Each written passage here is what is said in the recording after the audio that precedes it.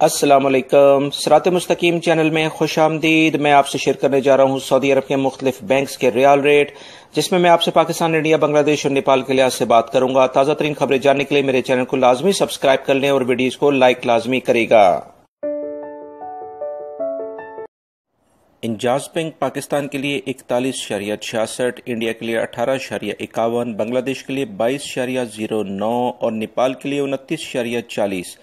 फौरी बैंक पाकिस्तान के लिए 41.75, इंडिया के लिए 18.40, बांग्लादेश के लिए 22.15 और नेपाल के लिए 29.43। टेलीमनी बैंक पाकिस्तान के लिए रियाल रेट दे रहे हैं 41.56, इंडिया के लिए 18.48, बांग्लादेश के लिए 22.11 और नेपाल के लिए 29.21। एनसीबी क्विक पे पाकिस्तान के लिए 41.12, इंडिया के लिए 17.75, बांग्लादेश के लिए 21.38, नेपाल के लिए 28.15।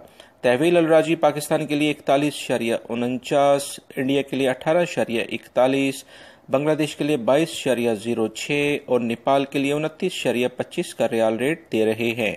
दोस्तों, सऊदी अरब से मुतालिक ताज़ा तरीन खबरें ऑलरेडी मैं शेयर कर चुका हूं। मेरी इस वीडियो को लाइक करके अपने दूसरे दोस्तों से भी शेयर करेगा